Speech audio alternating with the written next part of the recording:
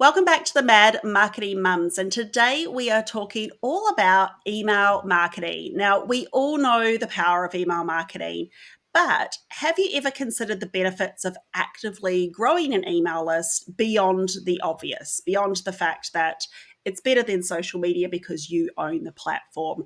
We know that you get higher rates of conversions or sales. So today we are joined by Skye Bailey. She's an expert in the field and she is here to shed light on the intricacies of email marketing for small business owners. So whether you have a thriving list already or you're just starting out, you're sure to benefit from Skye's wealth of knowledge on not only optimizing email, but also making it work for you in terms of profits. So Skye has an impressive track record of 6 years in the email marketing industry. She's made it her mission to empower e-commerce businesses with the potential of advanced email marketing. That's what I'm really excited to chat to you about today.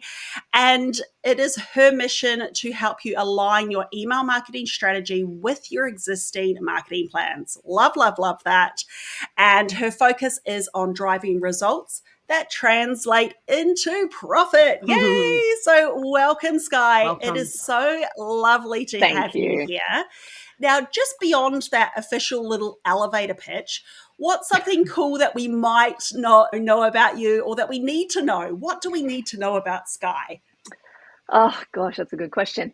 I'm very much self-taught. Maybe that's something to add in there. I started with a retail background, which actually where I figured out my love for data. So I used to work with some major brands like C. Foley, Tarot Cash. If you're in Sydney, Australia, you're knocking about being regional manager, state manager. But I soon came to realize it was also about 9 years ago. But at that time, there was social media wasn't, and e-commerce businesses weren't that big. But I really found my love for data. I love numbers. I like figuring out, okay, if a customer walks in, but they do X, Y, and Z, but what are the numbers behind that are translating and how can we fix that with a number per se? So that's where my love of, I suppose, that e-commerce social media world became really evident to me. And then I slowly moved into social media first and then soon came to realize that's when I found MailChimp for the first time, which I don't actually use to this day, but I found MailChimp and I was like, what is this world? Like, this is next level in the way that you can funnel a customer from top to bottom and actually have a customer experience. That's when I fell in love with email, and everything I've done for the last 6 years is pretty much to be in line with that. So at first I was self-taught, and then from there I obviously expanded out and started learning more, and yeah, I am where I am today. Welcome to the self-taught club. So good. Yeah. Thank you. Amazing. I love that. And I can already hear your passion for this, which is awesome because we can totally nerd out about this. Let's ease into our chat with some of the benefits of email marketing. As I said before, beyond the obvious ones, beyond the fact that when you own your own list, you are not beholden to an algorithm and you can send content out whenever you like. But what other benefits are there to actually actively growing your email list? Well, when we say that, I think two things come to mind. The first within email itself is the opportunity of segmentation. So breaking up your customers per an action that they would take, say, on your website or through email. So really segmenting out those customers, understanding where they're, if you don't know what their customer life cycle is, but at least you understand where they at least are within your system over the last month or even 6 months, and then being able to target emails directly to those segments. They're very usually depends on the actual segment, but usually they're very high performing email campaigns that get sent out, unless you're obviously sending to an unengaged segment, but you have a very good reason why you would be doing that. But that would be the biggest thing within email itself. The other thing that an email list is good for is later down the track, if you're wanting to do advertisement for looking at lookalike audiences, you use your whole email list and you upload that into Facebook, into Meta, and they do a really good job of pulling out your exact clientele. So that would be the first two things. I feel like growing the email list is a very common thing that's spoken about with email. Grow your email list, own your email list, woohoo! But my biggest problem with that is that a lot of people go ahead and do that, but then they have a dead list. So there's great, maybe if you want to do advertising with that, you have a lookalike audience. But if you're just growing a list for the hell of growing a list, and you want to email later down the track, you're going to have to do a lot more work to try and re-engage those subscribers back into your business, because they may not even remember who you are. Yeah, that happens. I often receive emails. I'm like, who is this? And I just Yeah, immediately unsubscribe. So that is such a good point. And yeah. I like that unexpected idea, yeah, of the lookalike audiences, because lookalike audiences are incredible if you've ever run Facebook or Instagram ads. But yes, what a good benefit. Love that. Yeah. If we say that social and marketing in general terms is like speaking to a wider mass, email is definitely a lot more intimate. Email is like that TikTok viral sound, about, oh, we've been trying to reach you about your car's warranty, like whispering into your ear and like really getting into your space, right? People are giving you that privilege to email them in their private inbox. A lot of people don't realize how important that is to really nail that email message, whichever one it is that you're trying to post out. So what are some of those mistakes or even missed opportunities that you see business owners make when it comes to leveraging that connection that email gives them? Oh, this is the thing I harp on about all the time on TikTok. It's customer, like nurturing your customer. Everything for me comes back down to that word. I'm like, I see it all the time. I see so many, and I'm talking different level businesses, small, medium. I've been in some massive business accounts making millions of dollars a year, and they all do the wrong thing. They go and set up a really basic welcome automation, and they just send out inconsistent email campaigns. And usually they're very product focused, they're very salesy, regardless if you're a service or a product based business. And they're missing that fundamental element, which is having a connection, which we are just saying there with TikTok. That's why TikTok works so well, and other platforms as well. But that is what is so missed in email marketing. So being able to nurture a subscriber from the minute they sign up to, okay, what does it look like when they're two months down or 6 months down the track of being a subscriber with you? Are they engaged? Are they falling out of being engaged? Is there other ways that we can educate them and connect with them? I know that sounds really advanced, but it really is. I mean, it is quite simple, and it all stems pretty much from a welcome series. And that's usually where we all start, and it's usually where we all go wrong. It's the common sense would be, oh, I've got a bio or I've got a brand story, and I'm just going to chuck it into maybe 2 different emails, but there's no feeling. And that's where I suppose TikTok and those face-to-face videos, or maybe if they're not even face-to-face, but they are more about the back end of your business, behind the scenes. This is what people want to see, and that's what they want to connect with. But if you don't have a brand story and something exciting, there has to be a pain point that you can play on. And that's what email is about. And that's why email, when it's done, can be the biggest revenue driving platform in your business. So it's really about that storytelling more than just it's almost like some people send out a welcome email that's like their resume or something. It's very dry. Yeah. Well, this is what we do, blah, blah, blah. Like you're about page, essentially. Exactly. And you're like, okay, I could have read that in 2 seconds. So there's nothing grabbing you. I think the most common welcome series, and it doesn't matter, service or product-based business, is, okay, you signed up for that lead magnet, right? You get that lead magnet email, and then a day later you get like a little bio or a little explanation about the business. But that straight away, you've already gone wrong, because you're making it all about you. It's not about the subscriber, and nurturing them, because when a subscriber first signs up, they don't want to be sold to. They want to be connected.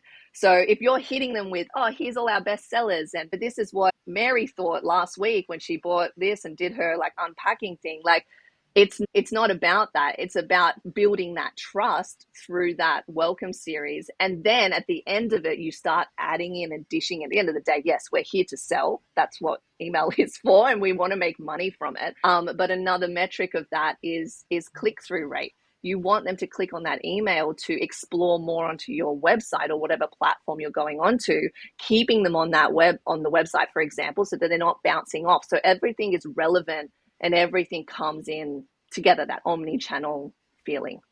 Yeah. Oh my goodness. I love that. You said that. I would love to know because Sky, you are very much an e-commerce expert. We have quite a number of listeners who are service-based business owners, service providers.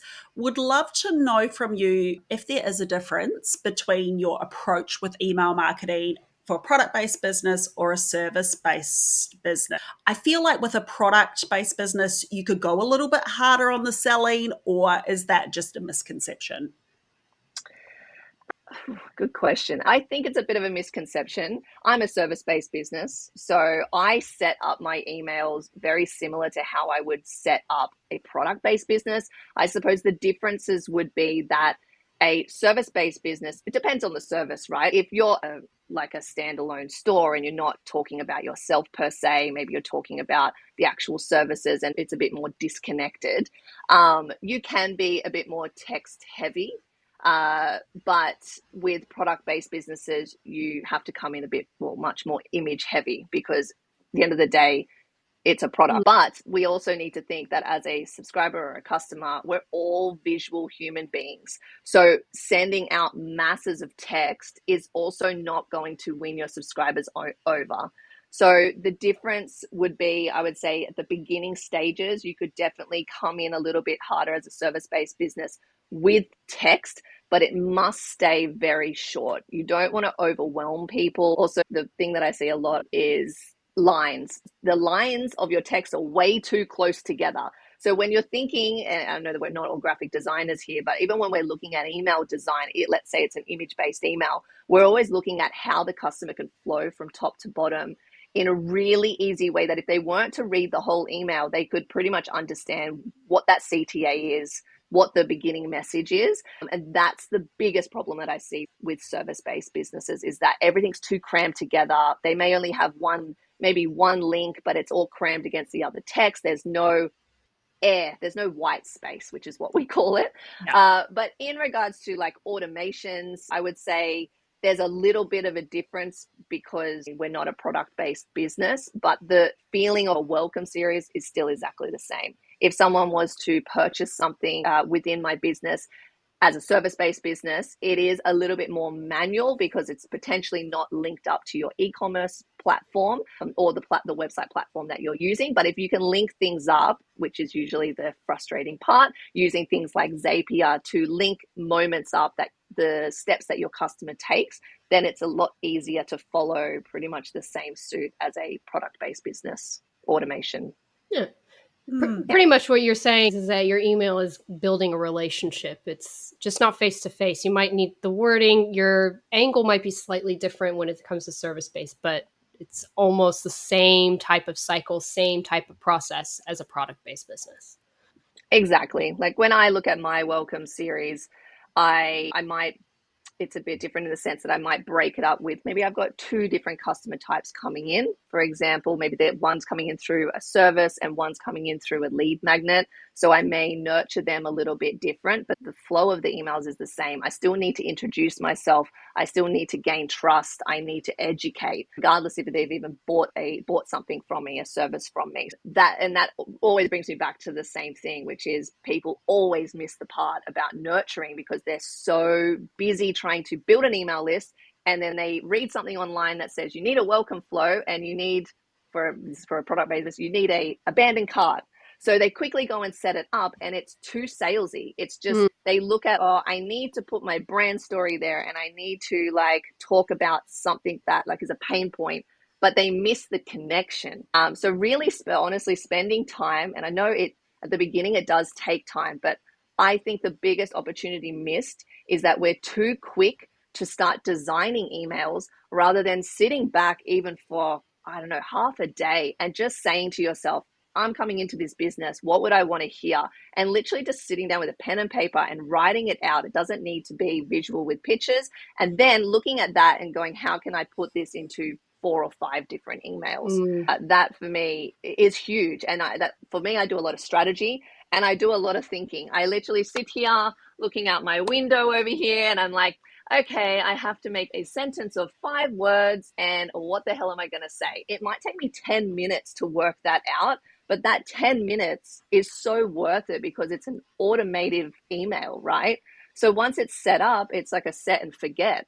I don't need to constantly be thinking, oh, okay, I've got a new email campaign that I'm sending out on Thursday and it's going to take me this long to figure it out. Once you get those automations right, everything starts flowing a lot easier. It's so funny that what you mentioned about, oh, I have to have this kind of email and I have to have this. It's so funny that there's so many business owners out there. They're like, this influencer said I have to do this and this is what's going to give me success. And they always forget that influencer is not going to be the one that's paying the bills. It's whoever's receiving that email or whoever's reading that social post is going to pay the bills. So what do your ideal clients want? They might not necessarily want that link in your LinkedIn comments. They want it up in the post because it's easy for them to read and click.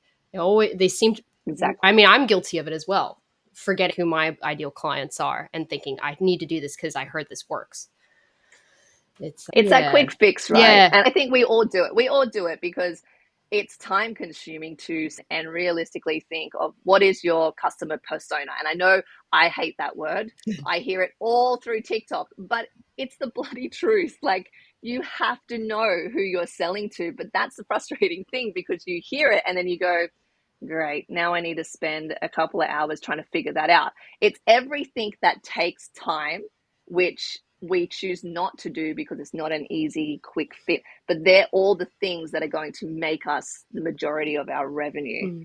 But yeah, we have to find time to put that aside to actually spend in procrastinating about it, however you want to say it. We love procrastinating. There's a girl I follow on TikTok, and she's got this series that are high maintenance beauty things that she does, so she can be a low maintenance girly. So things like getting her eyebrows microbladed, etc. And that's, I think, where the ideal customer avatar or persona or whatever you want to call it comes in. It's that kind of upfront investment in your time, the high maintenance bit that you need to do to make all the rest really low maintenance and really easy. It's funny you say that, Skye, because our very first episode here on the podcast was about, because that is the starting point for any marketing, including your email marketing.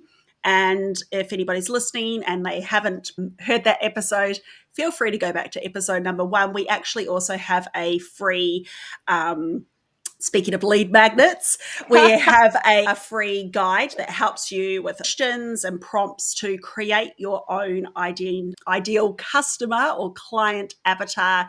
There's also some questions that you can ask if you want to conduct interviews, because that's also a really great way to get to know them as well. So head on over. You can get that on our website, madmarketingmums.com/episode 1. So this is a great lead in to the next question.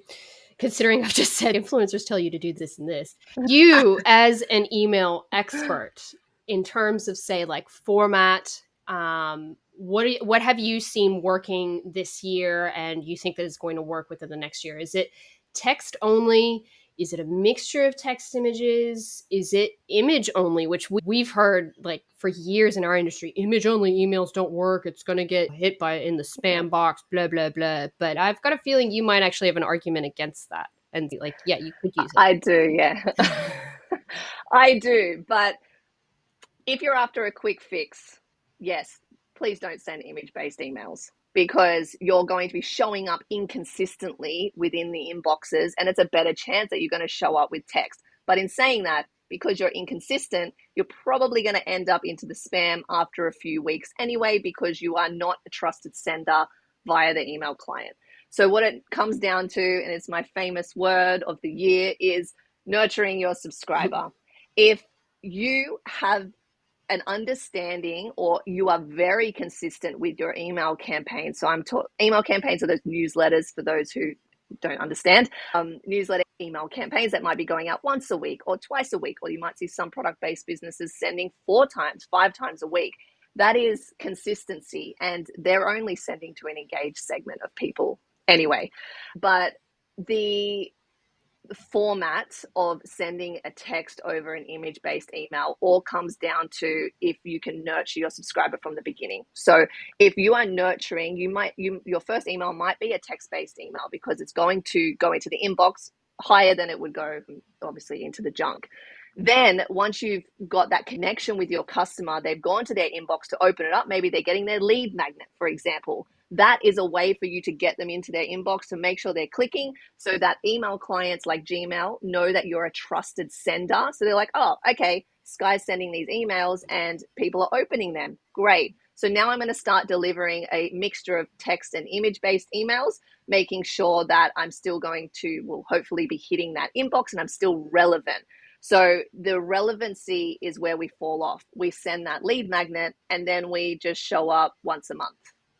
And we're no longer relevant to that subscriber. So if you're then sending image-based emails, it's probably not going to go into their inbox because Gmail, email clients, Outlook, all of these, they see image-based emails as spammy or promotional emails, okay? But this is where it all comes full circle. If you know what you're doing from the beginning of the customer life cycle, you can send whatever the hell you want if you know what you're doing. And I understand that email marketing can seem super advanced, but I always go back to if you know how to set up a very good connecting welcome series, for example, and you can stay consistent with your email campaign. So even let's just say as a service-based business, we're only sending one email campaign a week.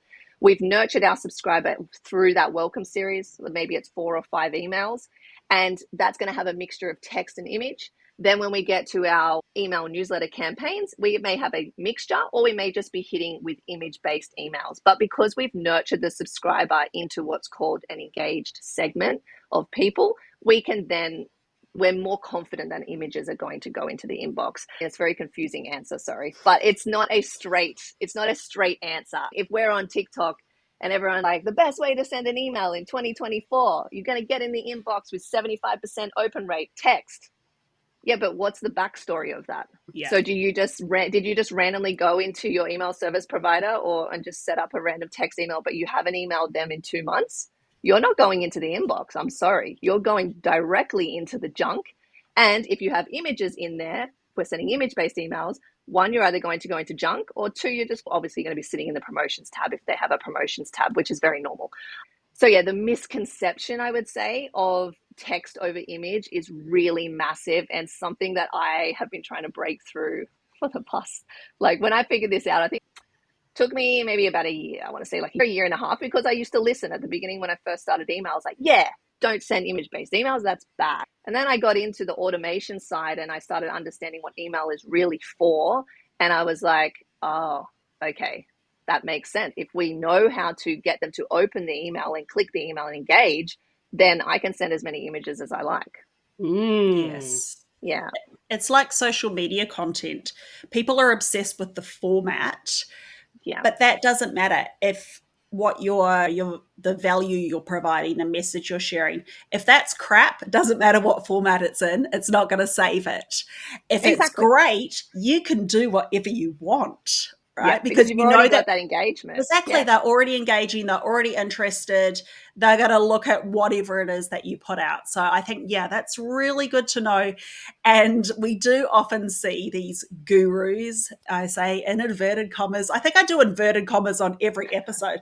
But we do hear them, and that they'll come out and they'll say something a little bit controversial like that. Yeah, you've got to have 75% text, 25% images or whatever, because it's a good way to get people to watch your videos. Let's be honest. Of course. That's really what it's about.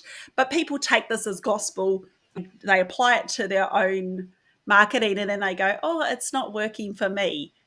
Because there was a huge big backstory that the person didn't share in that 1-minute video. So I love that you've said that. I would say it's very much about the TikTok. I'm a TikTok crazy person. So they're constantly going on about like growing your follower count. And they're saying, okay, you need to post every single day for X amount of months. Okay, post every day, but if the content isn't relevant and you're not growing with that content and learning from your customer avatar persona, then your content isn't going to do well. And then the same thing applies back to email. So you can test things and play with things, but if you're not willing to grow and work out what the problem is, then you're not going to engage your audience and they're not going to stay around and they're going to unsubscribe. Your audience decides if your content's good. Yes. Not an algorithm, not an email client, none of that stuff. It's really up to them. So blame them if something goes wrong. How dare you? Oh my goodness. All right. Now, you mentioned earlier click-through rates. Other metrics should we be keeping an eye on when we are evaluating and testing and looking at our email marketing to see what's working? Okay. Open rate is a no. Don't do it. So open rate is very unpredictable. It's never going to be correct. This is due to Apple Mail Privacy Protection. So MPP, it's called for short. So now, of course, if your subscriber never opens up on Apple, which would be very, very rare case, then your open rate would be very close to right. But majority of people in this world have an Apple product. We open with Apple in, I think it was, could be saying this wrong. I want to say it's 2021, end of 2021. MPP was introduced by Apple. Yeah, it was 2021. What this does, 2021, November, yeah.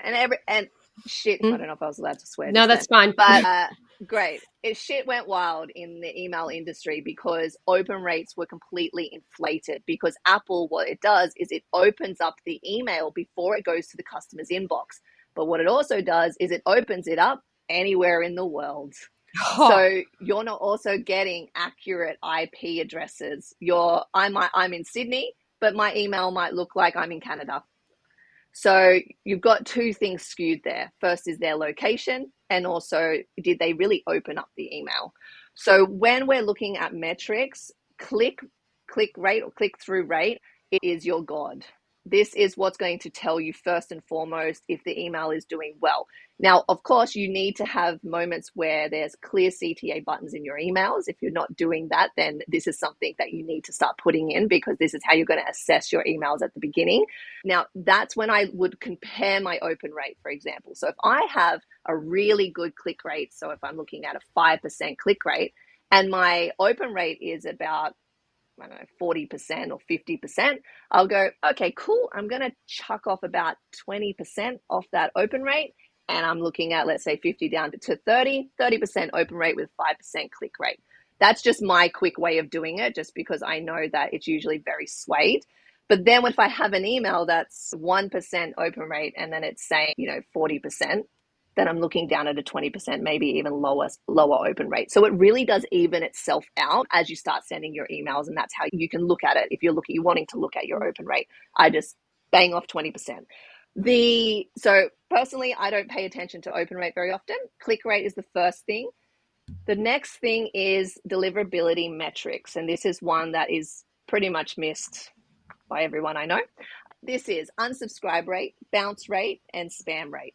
These three things will tell you exactly how your email is going. So if you're looking at your click rate and you're going, okay, it's 1, maybe sometimes it's 2, but I just keep swaying between there and I'm not growing, but I'm changing my content, but something is going wrong. You jump into your back end and you can have a look at those 3 metrics. You will soon come to realize if you've got high bounce rates, okay, something's going on when we're first initially onboarding these subscribers. How can we fix this? Do we need to put a double opt-in in place for a while to make sure that they're getting the email? Unsubscribe is another thing. So the content isn't relevant enough if it's too high. And then again, spam rate is the same thing. Maybe you're too inconsistent with your emails. People aren't understanding who you are. Maybe it could be your automations or it could just be your campaigns, depending if you're doing one or the other or you're doing both. You will notice that there will be massive changes. Email campaigns, for example, those one-off emails will usually have open higher unsubscribe rates and sometimes spam rate, where your automations, because they're more trusted, they're more relevant at the time that the subscriber wants to open them, you will find that those metrics are a lot lower, which is a good thing. So if you find that they're kind of evening out, if your automations are becoming very high in unsubscribe rates, spam rates, then you need to change that content. Now, this is not something that you need to look at every single time you send an email. I always say, send your emails even for 3 months, 1 quarter, then pull back and have a look at your metrics, then reassess what you're doing. rather than going in, because that's where it can become very overwhelming, going in and you're looking at all these metrics and you're like, oh, there's my automations and there's my campaigns. And you're like, how the hell do I bring that all together? So one step at a time. And I usually work quarter by quarter to do that. Play the long game. Yeah. Much easier. Also, email needs to take some time to simmer. It also depends on how big our list is and how quick we are at building that list. Because if we're only bringing in whatever it is, 20 or 50 subscribers a week, we need a longer period to assess what our customers are doing and how they're moving through our emails. But if we have a higher volume coming in, we can move through it a lot quicker and make changes at the beginning stages a lot quicker. And then you want to set things in place and then just let it simmer. Okay. So what if Christian and I both have kids and we're running businesses as well at the same time? So time is money, and it's also very, very slim at the best of times. Yeah. Just like quite a few of our listeners as well. They're busy business owning parentpreneurs, as we call them. What would be some of the most time efficient ways that busy parentpreneurs can leverage email marketing? And what advice would you have for anyone that really just feels overwhelmed at the amount of time that it can take? Yeah, I think of two things when we come to this as well. So first is email templates. Having a structure. I'm a massive structure person. I suppose I have a little creative flair, don't get me wrong, but I need structure. I need to know, is there an image? Am I going into text? What is this? What is my string like? Email templates are really important for this, but also looking at that, not just one email template, 3 or 5 different email templates. I call these your content pillars. So you hear this all through social media. So as a service-based business, I might have one that's more based around education. Very basic, but the layout is slightly different. Maybe it's got a bit more text involved in it. And then my next one might be, okay, more like selling more my product, but how can I bring that a bit more over to maybe my content on TikTok. So adding in different ways that they can click through. I personally don't click through to social media accounts, but I always put it on my website so they can watch it on my website. But for every content pillar, I have a slightly different design. Now, it doesn't need to be drastic, but what it does is it helps you with that design flow. I set everything up in Canva. I've got an email design toolkit on my website, which I actually sell, and it literally has all these 5 pillars. Now, it is based around product-based businesses, but it doesn't matter. You can use the layouts for anything. And I have it set up in Canva. Everything's ready to go. I just click my images. I drag my new images in. I change my copy out. And then voila, I've got a way that I export it out and I can put it directly into my email service provider, whatever you're using. And I have an email ready. I find that this is the most time-consuming thing in email because we're not all graphic designers and we don't all feel creative. I suppose it's the same thing when we're trying to create for social media, right? You're like, what am I going to say to the camera? How am I going to design that carousel? Everything is the same problem with email. So a structure behind your design is the easiest way to get around that.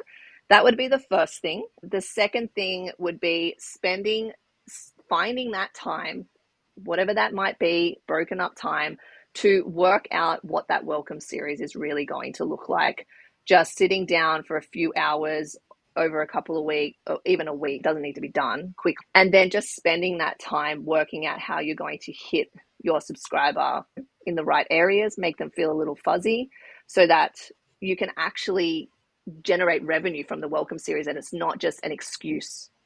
And this is the beginning of your nurture phase. So as long as you can get them in, you can educate them and excite them, then all you need to do, if you're going to be short on time, is send your email campaigns once a week and dedicate yourself to setting up that email, whatever it is, on a template the week before, and just staying consistent with those email campaigns. So there's two things there, your nurture and then the templates, which will come into the welcome series as well. You could definitely use those templates for there, and then just using that for your one-off email campaigns. And that's another thing. Email campaigns need to stay consistent. And I always say a minimum of 1 a week, no matter who you are, service or product-based business. You need to think about the inbox, right? You need to look at your own inbox. How overwhelming is your inbox? And at different times of the year, right? So if you're just sending 1 email campaign a week, you're going to get pushed down very quickly. So you can imagine if you're sending 1 every 2 weeks or 1 a month, you're obsolete. no one knows who you are anymore. So it's important, even if sometimes it's not, maybe the email isn't performing that well, but you are consistently showing up in that inbox at the top. Email clients love that as well. And then that's how you keep your deliverability metrics at a good level so that you don't fall into spam. Yeah. And as you said before, you can keep those emails quite short. Yeah. So if our listeners are going, oh my gosh, how am I going to email every week? If you're only emailing once a month, you have to pack every single thing that's happened in that month, all of your promotions, all of your news into one email. Instead, break that up and do just short emails each week. People read them because they're short and easy to read. But as you said before, it helps with that consistency with those email clients such as Gmail, Outlook, etc., to secure and trusted, what's the word I'm looking for, like source of Hogan, right? But I I love think that. it also, with your social media, and me as a service-based business, a lot of the times I base my emails around what I'm talking about that week, or one main video that I know, like I usually do mine a week away. So I'm like, okay, I had a really high performing email that week. So that's what I'm basing my email campaign around. So that's a really easy way to do it as a service-based business. Yeah, Yeah. use what you've got. Yeah. Yeah. Absolutely. Or you reverse engineer that. My email for this week is going to be about how I went viral on TikTok last week. Yeah, you did. But Yeah. then I took the post down because I couldn't handle the trolls. After a few hours, it had got up to 95,000. And I was like, oh, I needed to go to bed. And I was like, I don't want to wake up in the morning because, of course, America would just be waking up. I don't want Yeah. to wake up in the morning to just a slew of hateful comments and messages it was about an iPhone feature, which is not even my core content anyway. I don't want to be as the iPhone features person. So I'm like, it's not worth the drama. I'm in my low drama era. So I was like, I'm just going to switch it off. I really wanted to keep it on just for the data to see how far it would go. But my mental health, I was like, I'm going to be thinking about this all night. I'll probably dream about it. I'm like, nah, it's going off. But also, what a great email, right? Exactly. So I've got some good content now, at least from it. But yeah, it's just crazy. And yes, I love that you talk about templates, and we will link to Sky's email templates in the show notes. So make sure you go and head over to the show notes to grab those. So our last kind of formal question for you, Sky, before we get into just a few quick fires, and that is, I would love to know what tools or resources should our listeners check out if they really want to get serious about email marketing, and or are there any email lists or people that we should go subscribe to just to see some great examples of email marketing other than your own email list, which I'm sure is really great. But who else is doing it really, really well? I've got one person who does text very well is Neil Patel. And definitely you need to be signed up to all of his marketing stuff. He's an absolute genius, but he does text-based emails very well. They're usually like 6 lines, boom, done. And I want to click through every second email. I'm always intrigued. So he does, great text. Another website's called Really Good Emails. Is it Really Great Emails? I think it's really great. Really, really, really good. Okay. The other one is Really Good Emails. They always have the same layout, but they're very text heavy, but they have a great website as well where you can actually see different email examples. But their emails, they always have the same type of banner at the top with a GIF and then so much text in their email, but their text is very large. So it's really good to see the comparison between a basic proper text-based email, which is Neil Patel, and then a mixture of image and text. And the other 2 businesses that I really like is Planoly and Later. I know they're very similar, but I think they do a really great job of mixing image and text in a very beautiful way. Like, it's very nice on the eyes. It's very easy to read. It's always very educational. So for service-based businesses, I always go back to those 2 brands and show them as examples. And then lastly, I would say if you're after kind of inspiration, even around text or a mixture, milled.com, milled.com. I use that a lot, especially when I'm doing audits for my clients. So I go in, I look at what other brands are doing. It's a really great place for inspo.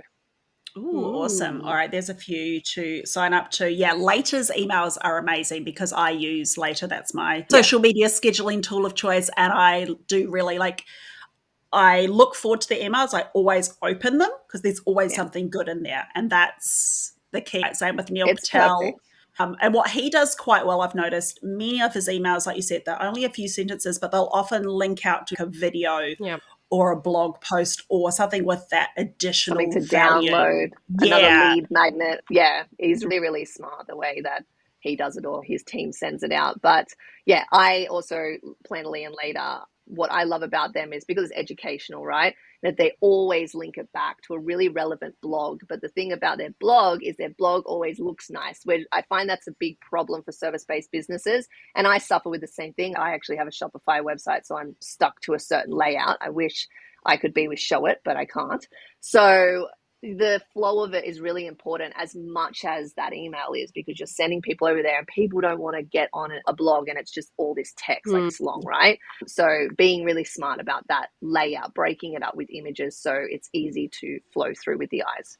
Yes. Oh, love that. Thank you so much. Yes, thank you. As I said, we've got a few quick fire questions for you just to get to know a little bit more about you. Although the first one is going to be our standard question that we ask everybody. And I know that you're not a parent to human babies, but you do have fur babies. But what is your number one tip for busy parents in business? And this doesn't necessarily have to relate to email marketing. If there's something you've learned along the way in your many years in business, what would you share? I'm a big believer of batch creating and batch thinking.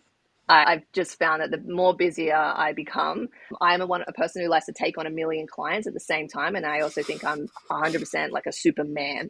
So batch for my own business, especially because I'm always trying to work with everyone else. And then I leave all of my stuff to last. So batch creating, taking time to actually think and sit down and not feel guilty for it. And then actually sitting down to film, create, or design, whatever that may be. Yes, love that.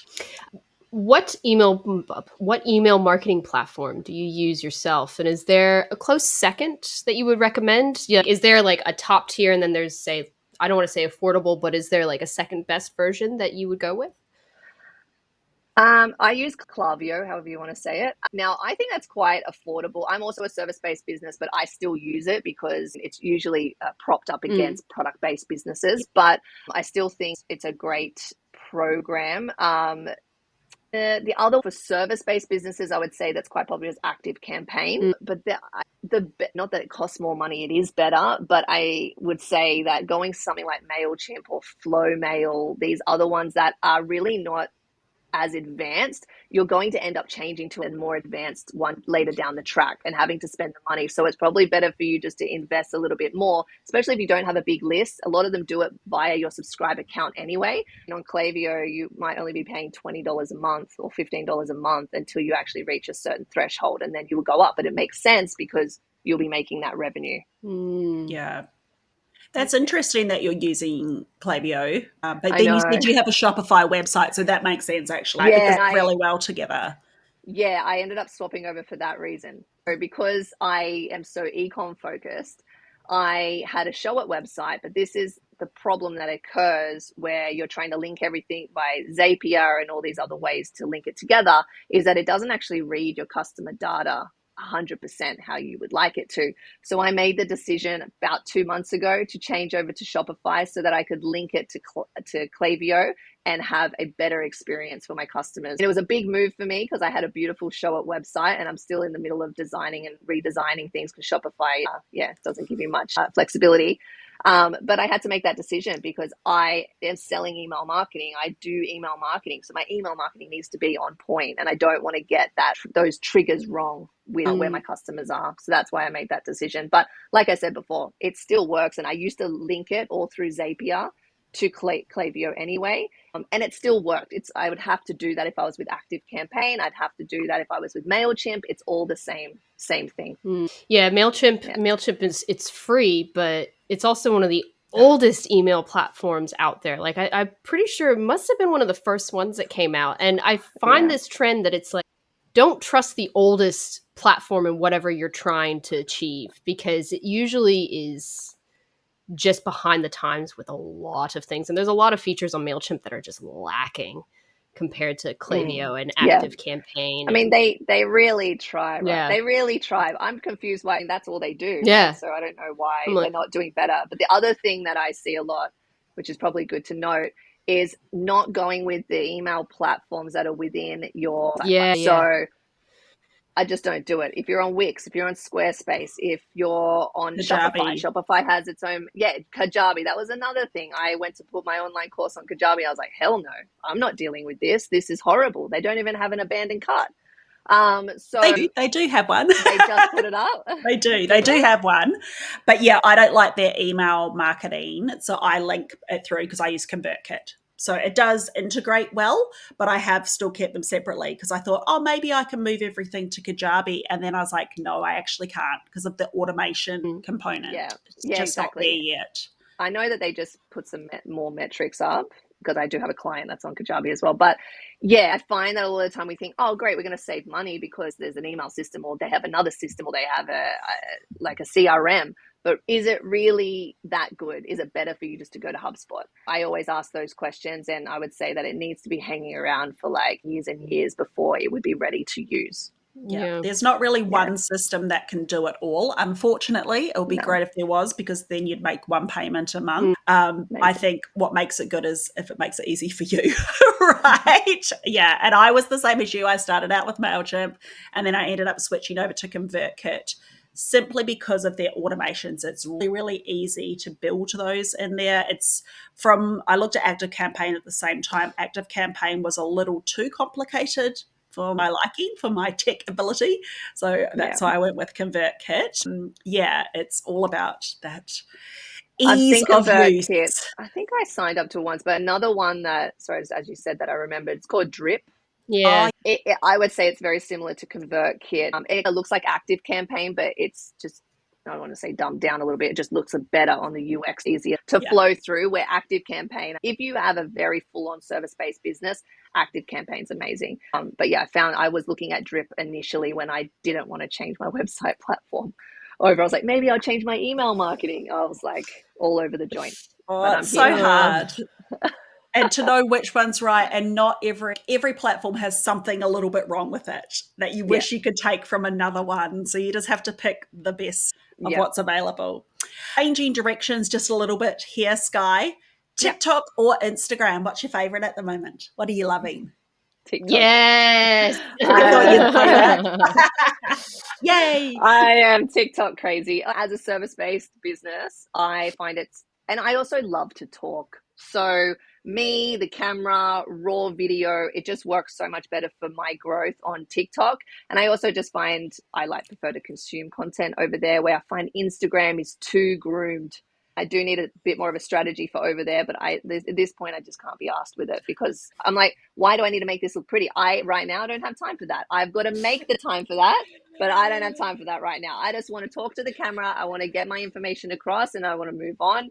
And I find massive growth and engagement on TikTok. Like people really, they're involved in what you're doing. So it's a much nicer experience than TikTok. And your consistency really impresses me. I see you pop up every single day. I'm like, there's Sky, she's doing it. I love it. Yeah, here she is showing up. I have Emotion. I don't know if you guys use something like that. I invested into that AI system and I bloody love it. And every single day it's like TikTok.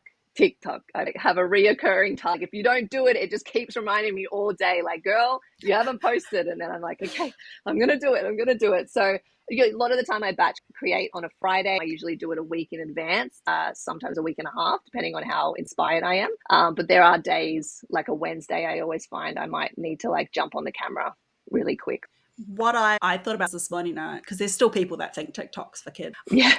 Good. Let them think that. Stay over there. Exactly. And then we get to benefit from it as service providers, as business owners, because there's all these people on there who still think it's for kids. Yeah. I'm not going to try and convince people that TikTok's where you need to be now. I'm just like, all right, we'll keep this as a good little secret for us. It's more fun for us. That's fun. Exactly. Yeah, it's so interesting, right? But I also feel like it's more of the Australian audience that is like that. I feel like we're very behind the times when it comes to social media, but then I'm like, that's crazy. Like all of them, I would say 90% of my friends don't know. Like, they know TikTok, but they're like, but why? You got Reels. And I'm like, Reels are not the same. No, most different planet. Most of the Reels I still get, I'm like, I saw that on TikTok 3 weeks ago. What? Yeah. What? Yeah. That, like, this is old news to me. Like, why aren't they over here where all the cool kids are? But I know my husband sends me funny reels, or the reels that have then gone on over to Facebook. I'm like, I saw this ages ago. It's come on, don't Dad. waste my time. Like, you are so not cool. Don't waste Dad. my time. Yeah. It's time to whip out your crystal ball, Sky. What do you think? What is your 2024 marketing prediction? What do you think is going to be coming out next year? That's a hard one, right? I'm stuck on storytelling, and I know it's something that we all do, but I think the more, especially TikTok, has grown over the past year, that connection, and not just I'm going to build a brand. Like, I could do that at the beginning, and you could talk a bit of shit, and you could just post the behind the scenes of your business. But I really feel like having more of a connection and being able to not just, I don't mean storytell by do your makeup with me and I'll tell you my weekend story, keeping people on your train for 2024, I think is going to be more about that content that is more connecting, not per se just educating, but being able to connect with people on all different levels. I mean, I don't know if that's a prediction, but it's kind of how I feel. I feel like that with my content. I'm like, should I show people what I do on the weekend, or should I do this? Like, how else? I'm trying to think, how else can I connect with people that's not just in an educational way? Like, how else can I show my personality so that I'm not the same email marketer or the same marketer next to somebody else? And it's much easier said than done, for sure. Yeah, I think both Crystal and I have the same problem as well. We've debated once or twice before. Do we put up personal stories or do we not? Yeah. Like, do we put up kids stuff? Do we not? That sort of thing. And I guess it's to each his own. The world's your oyster. It's your account. You do what you want. Yeah. But I'm with you there. I think storytelling is going to be a big thing because, like, even on the Sprout Social Index report, which we broke down in a previous episode, said that people want to see what you're up to. They want to see your processes. They want even I suppose the change of pictures on TikTok. I mean, it was more of a bigger thing on Instagram, whenever that was the beginning of the year, where it was more like my photo dump type of thing, where it wasn't just, okay, this is what I'm doing as a marketer, but just dumping kind of personal photos or whatever. And you're now seeing that on TikTok as well, like it's going off. So that's where I'm kind of, now we're going back to that. This is me. This is actually me moment. Like, I am not just a marketer. I don't just do this one thing. Like, I have a life. But when you think about it, like, I do it all the time. I'm there just going through the bloody carousel and I'm like, oh, she's got a boyfriend. She's got this. And next minute I know everything. It's like I've been on IMDb and tried to work out what the actresses were. I do it myself. And then when I think about that, I'm like, oh, okay. Like, a little glimpse, I think is quite important to continue that with your customers, especially if you are a face to your brand. Yeah, for sure. Yeah, absolutely. Sure. I think, the way we are marketing has changed so much, even this year, when you look back. Like, it feels like nothing's really changed. And then you look back and you're like, oh my goodness. Yeah, even the behind the scenes, it used to be a bit more curated in the way that we'd present that. Whereas now, if you're going to do behind the scenes, it has to be really good, meaty behind the scenes. Like, it has to, people are just, I think there's so much content. It's just saturated with this kind of fake realism as well online. So if you're going to show behind the scenes, make sure it's really behind the scenes for sure. Yeah, I suppose everything gets saturated, right? Like, you start doing one thing and then everyone does it because it's a trend. So it makes sense, but you still need to be that person that's not showing up because you need to show up in that way, but because you have something fun. And it might even be the smallest thing. It might be someone's personality, or it might be the way that you do a certain type of wrap or something like that of your product. But I find that, like, it gets saturated, might work for the first couple of months. And then after that, you're like, okay, this content isn't going anymore, but that's because there's no personality behind what's really going on. It's curated. It's gone back to that Instagram look that you see on Reels all the time. It works over there, but TikTok, not so much. And it's a hard habit, I think, to get out of, because that's what we've been doing and now we've got to switch things up. I do just have one random side question that we didn't end up covering in this conversation. And I saw some TikToks about this the other day from a few people actually who have been speaking about this. Are we still doing freebies? Are we still doing lead magnets? Is that working now? What do you think? 100%.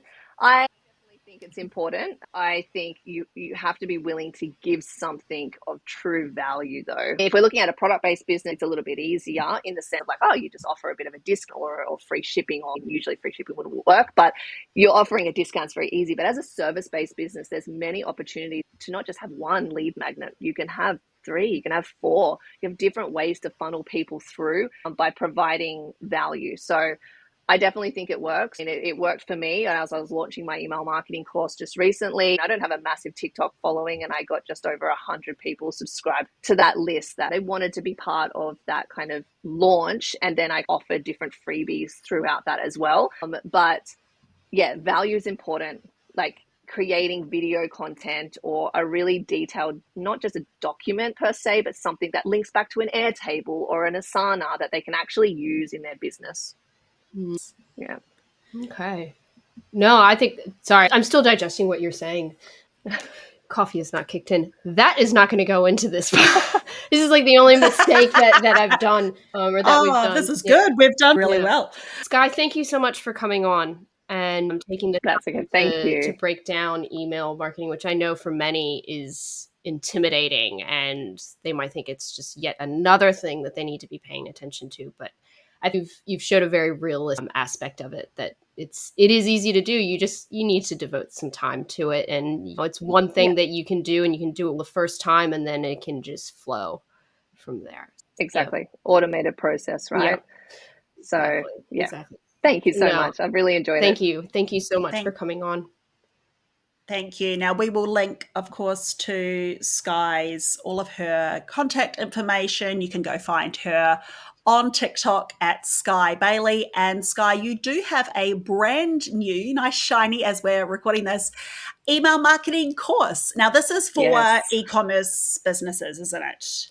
It is. It's for Shopify, people on Shopify and that use Klaviyo as well. So it's very specific. But I found that there was a niche market for this. So many people are starting product-based businesses and they just don't know how to step through the process. So I've literally taken what I do for my clients and step you through every single process. So how to actually do your strategy, come up with all of your lead magnets, actually go into email design, how to create all your templates. I show you how I design. All of that is done in Canva. And then I show you how to bring it back into the back end of Klaviyo, which is the email service provider, and build it all out so that you have a successful foundation, but also a massive content calendar for your newsletter campaigns. So it's a pretty big course. It's a chunky one. Altogether, I think it's 4 hours of content, but to be honest, it's about 40 hours of serious work and concentration. But yeah, something that I've had in the works for about 3 years. And I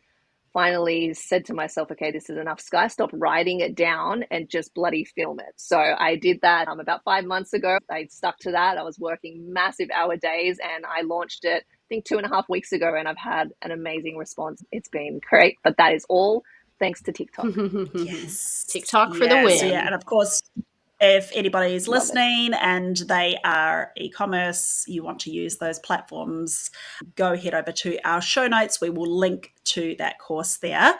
But yeah, thank you so much, Sky, for sharing your wisdom. I've learned a lot. I've written down a bunch of notes, and I'm going to go follow those people or subscribe to the email lists of the people that you recommended as well for some great ideas. Thank you, guys.